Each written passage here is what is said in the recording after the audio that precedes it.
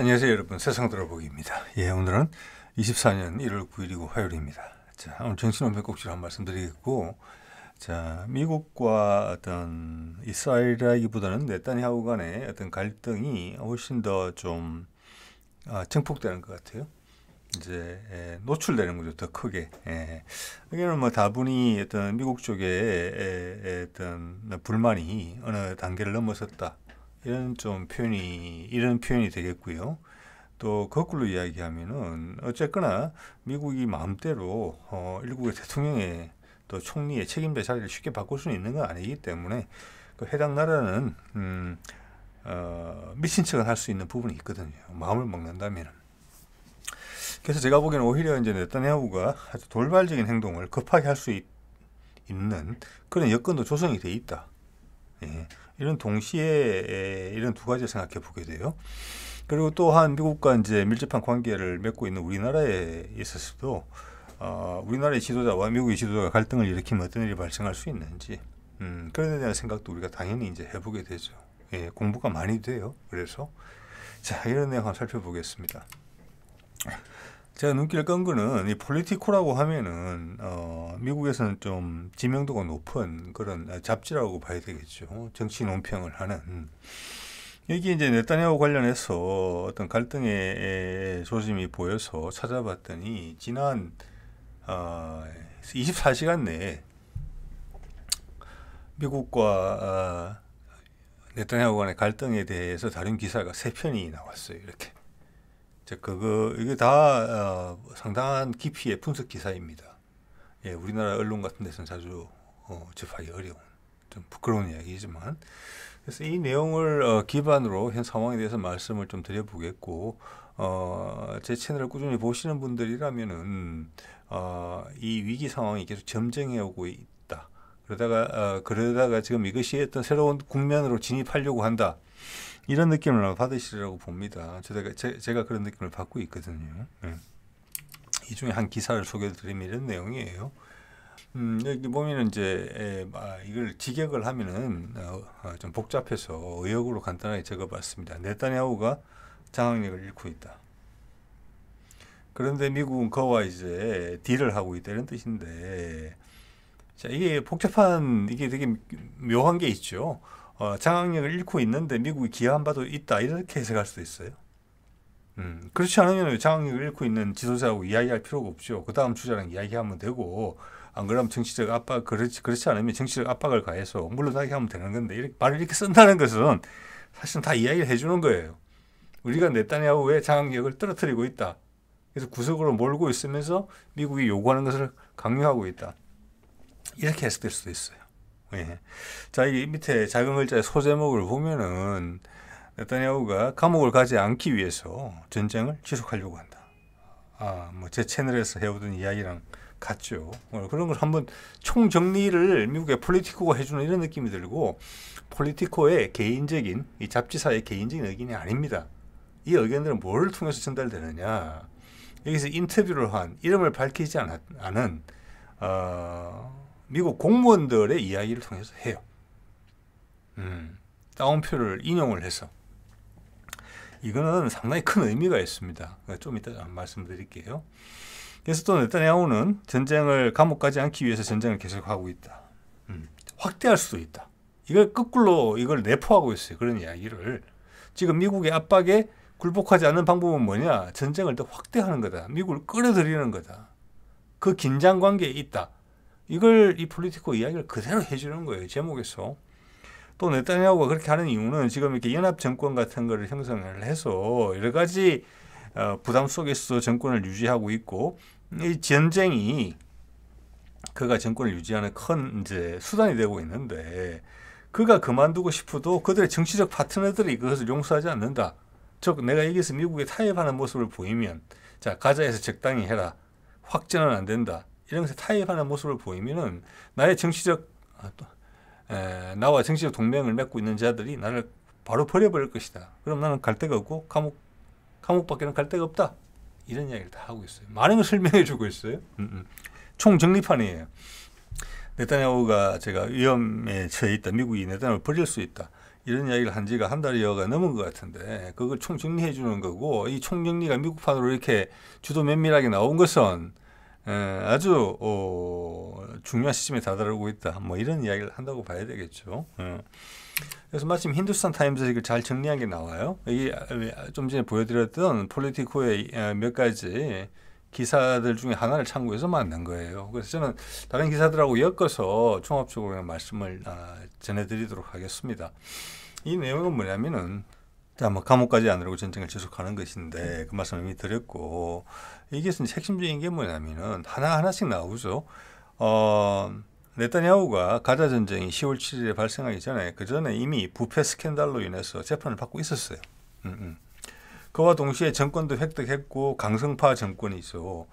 그래서 전체 법률 시스템을 개혁하려는 근데 대다수의 이스라엘 사람들이 보기에는 그것은 독재적인 조치죠. 그걸 밀어붙였었죠. 그와 동시에 전쟁이 시작되면서 그의 재판은 중단이 됐어요. 충분히 이해할 수 있는 부분이죠. 그런데 그게 얼마 전부터 23년 12월부터 그 부패 재판이 시작됐다. 상당히 의미심장한 내용이죠. 여기에 누가 어떤 영향력을 행사했는지 이 사안은 누군가 종합적으로 영향력을 행사하고 있다. 제가 보기에는 미국이 영향력을 행사했다. 이렇게 본다는 거죠. 그리고 며칠 전에는 네타냐후의 그 법안, 개혁 법안의 핵심 개혁 법안 여러 가지 중에 핵심 법안을 이스라엘 대법원에서 기각했다. 그 며칠 전에 발생한 일이에요. 그리고 네타냐후한테 불리한 여론조사들이 신문사를 통해서 막 나오고 있죠. 그리고 그의 국방장관이 네타냐후의 말과 다른 말을 계속 내뱉기 시작하고 있죠. 헤즈볼라가 국경 지역에서 북부 국경에서 우리를 계속 공격하고 있는데 사실 우리가 타격이 심하다. 이런 부분들. 그리고 가자 지구는 사람들을 강제 이주시키지 않을 거다. 가자는 팔레스타인이 계속 살게 될 것이고 이 전쟁이 어떤 식으로든지 종식되고 나면은 팔레스타인에 의한 통치가 계속될 거다. 즉 팔레스타인 독립국가에 대한 여지를 계속 남겨놓는 발언을 거꾸로 하고 있어요. 그와 동시에 이제는 이제 어느 정도 선이 분명해졌죠. 네타냐후 측 그리고 강성분자 그리고 모사드는 미국이 이런 압박이 들어오고 내부에서 이런 반발 기운이 감지가 되자 내부의 반발 기운과 미국의 압박은 연결이 돼 있다. 이렇게밖에 볼 수 없고 우리나라 같은 상황에서도 미국과 척을 지는 미국과 갈등 관계를 조장하는 그런 지도자가 나오면 미국이 우리한테 압박을 넣을 때 유사한 방식이 전개될 거예요. 내부에서 뭔가가 가림막이 사라진 상태에서 반발이 비판이 불리한 내용들이 막 나오고 그 전까지는 감히 엄두를 내지 못했던 일이 발생하는 이유는 뒷배가 있기 때문에 그런 것이죠. 그거 충분히 이제 그렇게 짐작할 수 있어요. 그래서 여기서 반해서 네타냐후와 모사드 쪽 강성분자들이 하는 행동은 하마스 2인자 살해, 암살이죠. 그리고 지금 이란에서 며칠 전에 있었던 이스라엘이 관여된 것으로 저는 봅니다. 어설프게. 왜냐하면 ISIS가 그것을 인정을 했지만 ISIS의 발표가 좀 어색했거든요. 근데 너무 안 어색하고 ISIS가 평소에 하던 대로 이란에 대해서 적개심을 그대로 표현했으면 적절한 시점에 이란이 의심을 안 했을 건데 그러면 이스라엘이 뒤에서 아무리 사주를 했다 하더라도 이스라엘이 한 것으로 받아들여야지 이란이 흥분에 따른 반응이 나오고 그게 네타냐후한테 유리하게 적용될 것인데 그렇기 때문에 일부러 어설프게 발표를 시켰다. 이런 의혹을 충분히 짐작할 수가 있어요.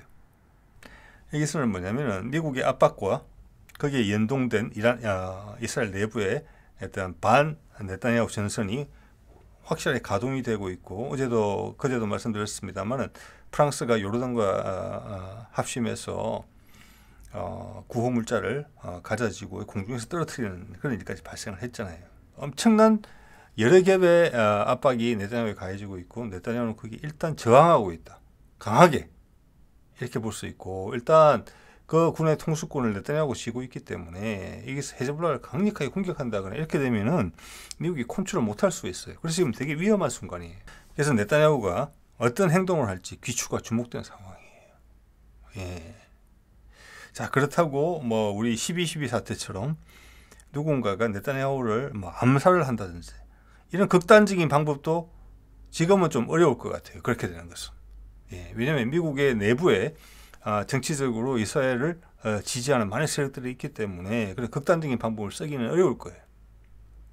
그냥 뭐 듣보잡 나라가 아니거든요. 이스라엘은 미국 내에서 큰 영향력을 행사하는 국가이기 때문에 예, 그렇게 봅니다. 그래서 일단 그 카드는 네타냐후가 쥐고 있다. 미국의 바람으로는 네타냐후가 여기서 그냥 수그러들면서 정치적 타협을 하면서 자기 안전을 보장받는 선에서 물러나면 딱 좋은데 안 그럴 가능성도 크다. 이런 말씀을 드리는 겁니다. 지금. 그래서 네타냐후의 그런 약점을 알고 있는 그와 연대한 세력들, 주로 이제 이스라엘의 시골 지역에서 지지를 받는 세력들이죠. 지금 연대한 세력이 리쿠르당이. 그걸 알고 있기 때문에 거꾸로 자기들의 정치적 목적을 이루기 위해서 네타냐후를 압박하고 있다. 너 그래? 우리 말 안 듣고 미국 말 들을 거야? 그러면 끝이야 바로. 우리는 늘 바로 끝낼 수 있어. 이런 압박을 받고 있다는 이야기를 하고 있습니다. 지금. 자, 그래서 이런 이야기가 이제 처음 제가 인지를 하게 된 게 11월 초, 그러니까 가자 전쟁이 시작하고 한 달 정도 때부터 이미 이런 제가 영상을 올릴 정도로 미국 내 시각이 네타냐후가 우리가 원치 않는 길로 가고 있네. 많이 다른데 결이 이 사안을 대처하는 데 있어서 미국은 도리를 다 했는데 네타냐후가 좀 과하게 하네. 그게 부응하지 못하고 그런 의문이 이미 표시됐다는 겁니다. 그런데 이번에는 지금 한 2달 정도 더 지났죠. 12월, 1월. 지금은 폴리티코 같은데 노골적으로 이야기를 할 정도가 됐거든요. 그래서 제가 미국의 반응을 이 제 채널을 다루면서 여러 가지 국제관계에서 봤을 때 미국이 이 정도로 노출을 시켰다. 미국 공무원의 말을 빌어서 그거는 다 미국 외교부, 국무부 당국자나 아니면 CIA 당국자들이 하는 이야기예요. 보통 이름을 밝히지 않고 미국 관계자라고 이야기할 때는. 그리고 미국의 핵심 이해를 전달하는 표현이거든요. 그게. 자, 그래서 2개월 만에 이제는 노골적인 상황이 됐다. 즉 미국이 할 수 있는 최대한의 비폭력적인 외교적 압박의 수준이다. 최고 강도로 나왔다. 저는 그렇게 이해가 돼요. 네. 자, 그러면서 그 강성분자가 누구냐? 이게 지금 봐서는 미국의 적이죠. 네. 제가 봐서는 네타냐후하고 이 사람들이 이제 배를 같이 타고 있는데 지금 내각에 있는 스모트리치하고 벤 그비어라는 사람들이에요. 한 사람은 뭐 국가안전부 장관이고 거기는 국방부 장관이 있고 또 국가안전부 장관이 있어요. 예, 거기다도 모사드가 따로 있고 하여튼 주변에 이제 적국에 많이 둘러싸여 있다 보니까 우리보다는 그런 부분이 좀 세분화되어 있는 것 같습니다. 자, 이게 또 한 사람은 재무부 장관이죠. 여기가 강성분자라는 겁니다. 지금 그들이 네타냐후를 잘라낼 수 있다는 것이죠. 예, 그들 둘이 하는 게 아니고 그 둘을 소속되어 있는 당의 대부분을 장악하고 있는 지지자들이 한다는 거예요. 지금 이거를. 예. 자, 여기서 미국이 조율을 잘 못하면은 네타냐후가 어설프게 이상한 모습을 보이면 이들이 네타냐후를 밀어내고 네타냐후보다 더 강성인 사람을 지금 전시잖아요. 예, 일반 평시가 아니고 더 강성분자가 들어올 가능성이 있다고 봐요. 그것까지 미국은 좀 걱정하고 있는 것 같아요. 예, 조심스럽죠. 그래서 자, 이게 좀 전에 말씀드린 두 사람입니다. 왼쪽이 이제 국가안전부 장관이에요. 벤 그비어고 오른쪽이 지금 재무장관으로 되어 있는 스모트리치예요. 이게 강성문제로 분류되고 있고 여기에 반해서 미국의 편에 들어서 이거를 전체를 조금 시키려고 노력하는 사람은 제가 봐서는 국방장관이에요. 국방장관. 예. 겐트라고 불리는. 그가 이미 이제 어깃장을 놓고 있어요. 그런데 제가 봐서는 이 파워 게임, 거기는 어차피 네타냐후한테 날 잘렸던 사람이에요. 네타냐후가 법률 개혁안을 내면서 많은 저항들이 있었고 거기에는 군부가 저항을 했거든요. 특히 예비역들이. 자, 거기 대변했기 때문에 잘렸어요. 다시 이제 붙여놓은 거죠. 그만큼 영향이 있는 사람이라는 뜻이에요. 근데 이 두 사람과는 척을 지고 있는 거죠. 예. 그래서 미국이 지금 밀고 있는 사람은 제가 봤을 때 이 사람인 것 같습니다. 왼쪽에 있는 베니 간츠라는 사람이에요. 이 사람은 얼마 전까지만 하더라도 리크루트항이 나오기 전에 벤자민 네타냐후하고 연정을 같이 했던 사람이에요. 이 사람도 군인 출신이에요. 참모총장 출신이고 거기 뭐 주로 군인 출신이 많아요. 이스라엘 대통령에는 총리에는. 그래서 그러니까 네타냐후 인물은 인물인 거죠. 그 얼굴값이 있다는 거죠. 예, 예.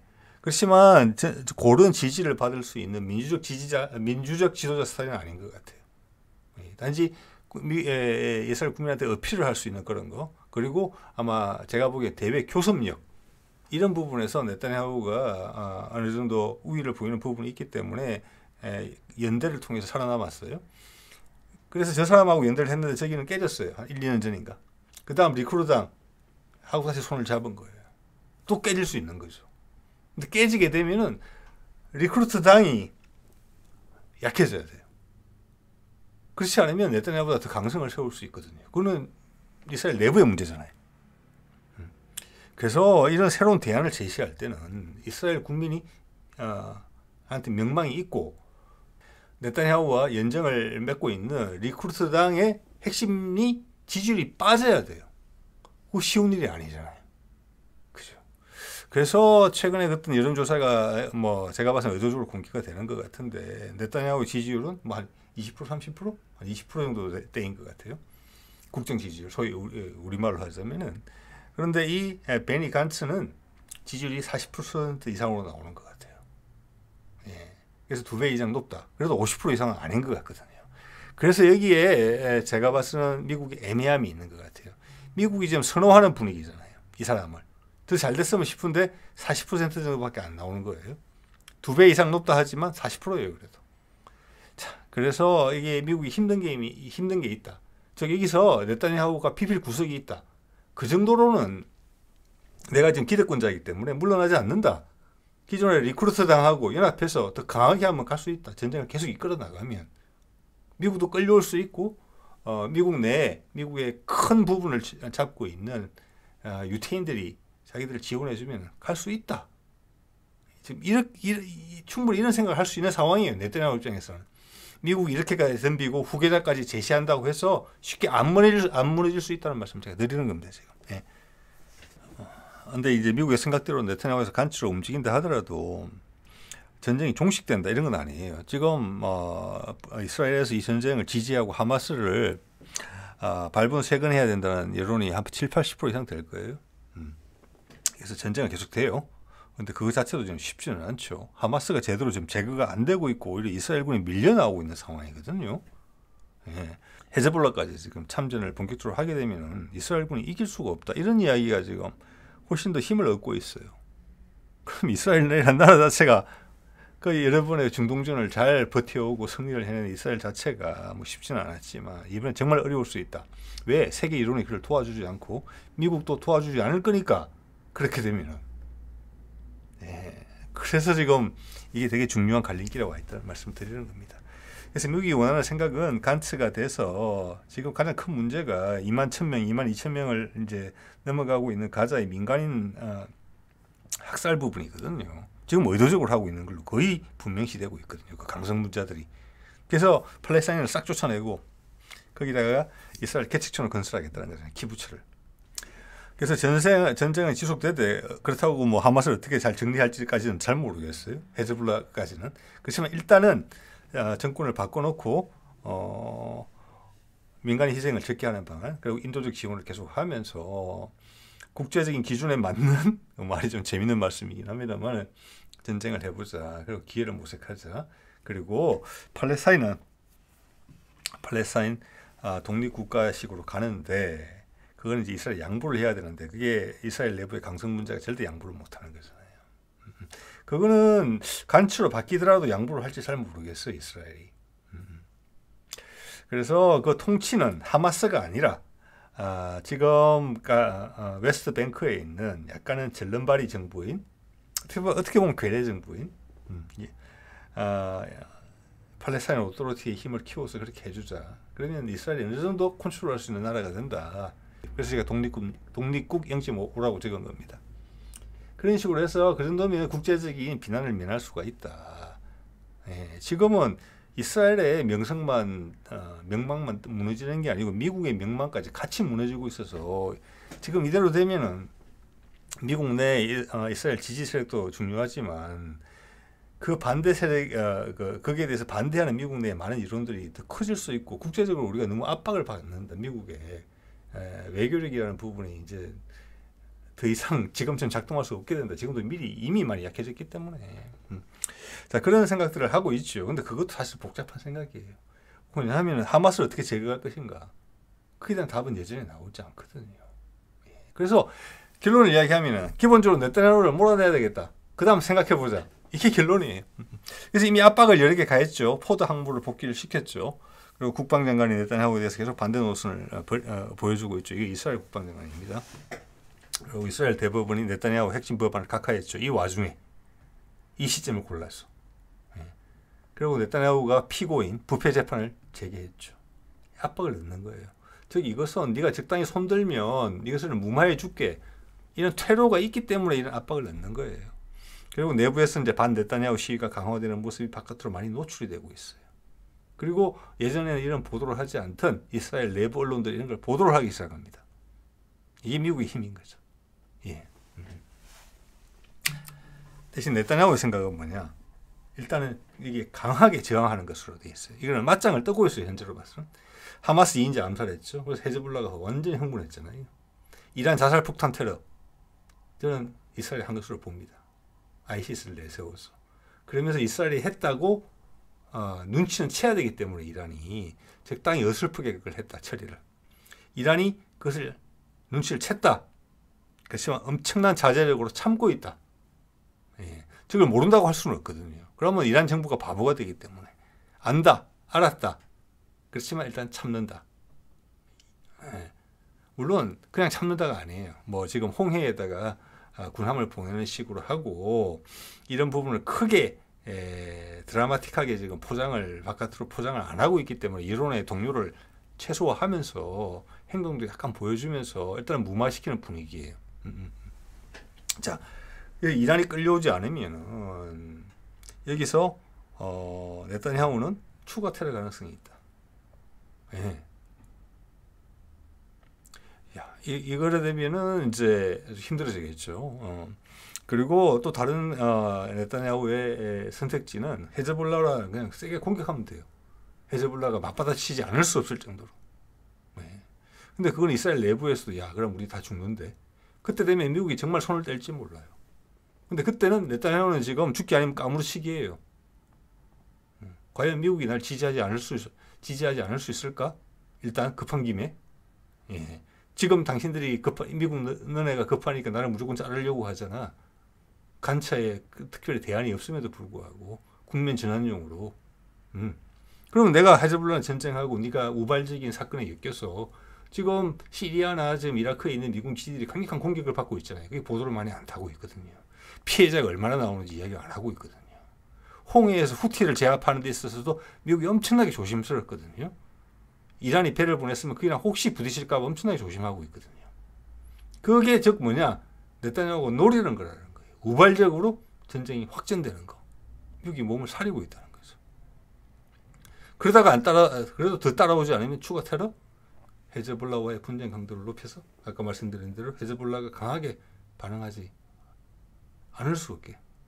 자, 요런 기점에 있고 여기서 그 다음 선택은 예를 들어서 뭐 물리적으로 네타냐후를 제거한다든지 이런 방법밖에 없게 만들어 놓을 것 같아요. 근데 그건 쉽지는 않거든요, 지금. 제가 봤을 때. 예.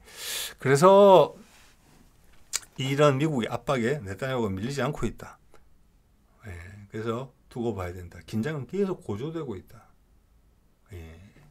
자, 이래 되면은 요 다음 단계까지 올라가게 되면은 미국은 더더욱 외교적 외교적 위신이 더 망가질 거예요. 군사적으로 개입하기도 그렇고 전 세계 여론이 따라 들어올 거거든요. 왜냐? 지금 네타냐후가 선택할 수 있는 것들은 여론을 더 악화시키는 것들이거든요. 그걸 이겨낼 수 있느냐? 미국이 혼자 힘으로. 그렇지 않다고 봐지거든요. 예. 미국한테 큰 시련이 되겠죠. 자, 이렇게 지금 미국이 네타냐후한테 압박을 넣고 있는 장면을 보면 이게 떠올라요. 2022년 7월 24일. 그때 이제 윤석열이 취임하고 한 2달 정도 됐는데 지지율이 20%를 찍었을 때예요. 국내 여론조사에서도 20%대를 찍었을 때예요. 그때 미국의 더 내셔널 인트레스트, 미국의 이해관계를 대변하는 잡지죠. 거기에서 이런 제목을 뽑은 적이 있었어요. 한국 대통령이 너무 빨리 미국의 짐이 되었다. 이런 것은 이 정도 말이 나왔다는 것은 엄청나게 마음에 안 든다는 겁니다. 예, 이건 뭐냐? 지금 이런 이야기 안 하죠. 지금 미국 기사를 가끔 보면은 윤석열의 지지율이 좀 낮아서 좀 그렇네. 이 정도 표현이 나오고 있어요. 예, 미국이 원하는 정책을 강력하게 시행할 수 있을 정도의 지지율을 확보하고 있지 못하다. 예를 들어서 뭐 중국과의 잠재적인 격돌이랄까 이런 데 있어서 그 정도 우려가 있지만 이때는 대놓고 싫다고 이야기한 거예요. 즉 이거는 뭐냐?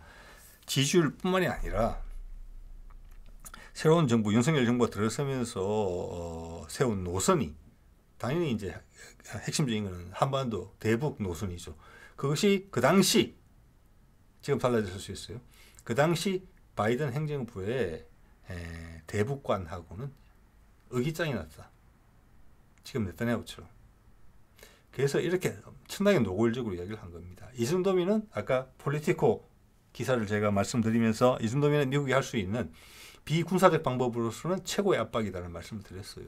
저는 그 수준에 육박한다고 봅니다.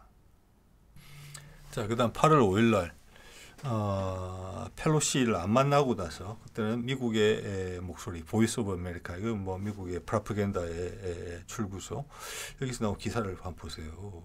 그 당시 제가 8월 5일 날 올렸던 영상에서 이제 가져온 건데 보면 전문가들 펠로시 의장 방한 미한 관계 확장 재확인하는 것인데 이거 뭐 별 의미 없는 소리고 윤 대통령과 회동이 불발됐다. 이게 전 국무부 정책기획실장 이러면 미국의 핵심적인 목소리라는 뜻이에요. 아까 폴리티코에서는 이름을 밝히지 않은 미국 공무원들이지만 여기는 전 국무부 정책기획실장 빠삭한 사람이잖아요. 그죠? 이거는 미국의 진심을 전달하는 겁니다. 펠로시를 안 만난 게 중국 때문이면 실수다. 이런 기사가 났죠. 그때 우리 외무부 장관 중국 보내서 중국이 동북아 한반도 문제에 있어서 주도권을 가지고 주도적인 역할을 해달라고 요청했잖아요. 미국이 반도체 수출 규제로 해서는 힘들 텐데 내가 도와줄 수 있는 방법 좀 찾아볼게. 이런 이야기까지 했단 말이에요. 여기 내용 중에 보면은 제가 빨간 줄 건 건데 펠로시를 안 만난 것은 한미 관계에 대한 모욕이라는 표현.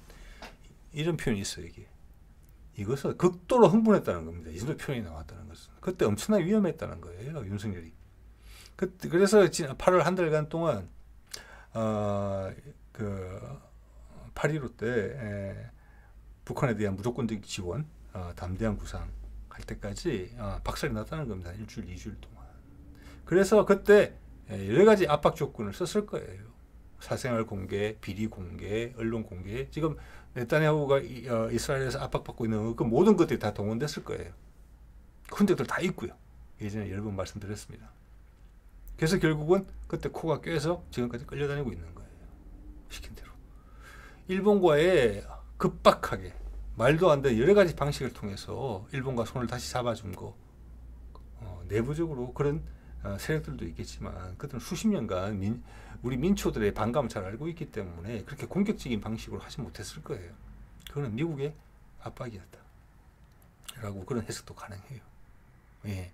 자, 이런 상황인데 다시 선거철을 맞아서 미국의 힘의 누수가 지금 보이기 시작하면은 그게 우크라이나전 미국의 패배 그리고 가자 전쟁을 통해서 미국의 외교력이 또 실종되는 모습을 연거푸 보이기 시작하면은 우리도 지금 윤석열 정부 입장에서는